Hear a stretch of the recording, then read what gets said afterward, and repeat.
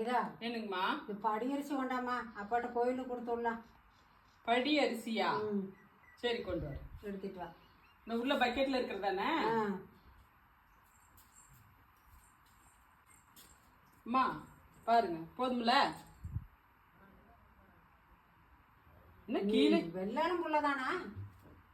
ஏமா படி அரிசி கொண்டு வர சொன்னீங்க, படியில அரிசி பாருங்க நிறைய போட்டு கொண்டு வந்திருக்கிறேன். கோயிலுக்கு போதும்ல?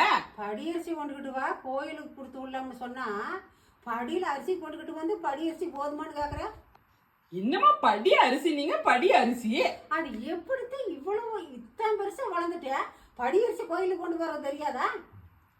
அதாங்கம்மா, படியா அரிசி கொண்டு வந்திருக்காங்கம்மா. அப்பங்கிட்ட கொடுத்து விட்டு இப்படியா கையில முடிச்சுக்கிட்டேன், அவ கொடுத்து விட்டான்னு கொண்டுட்டு போட்டு.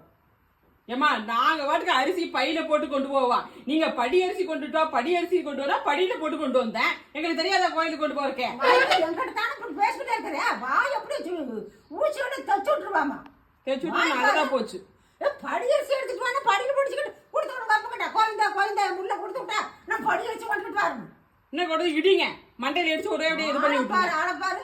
ஒரு சாமர்த்தி படி அரிசி கொண்டுக்கிட்டு வாங்க, படியில அரிசி போட்டு தூக்கிட்டு வந்தா இந்த படி அரிசி உணர்ந்துட்டுனா அரிசி பையில போட்டு கொண்டுட்டு வாங்க, பையில போட்டு கொண்டு வரேன். படி அரிசி நீங்க, அதனால படியில போட்டு கொண்டு வந்தேன். சொல்லினா தெரியாதா? சொல்லாம இருந்தீங்கனாலே போதும், நாங்க ஒழுங்கா செஞ்சிருவோம். நீங்க சொல்றேன்னு உள்ள வந்து எங்க உசுரை வாங்குறீங்க. போங்க.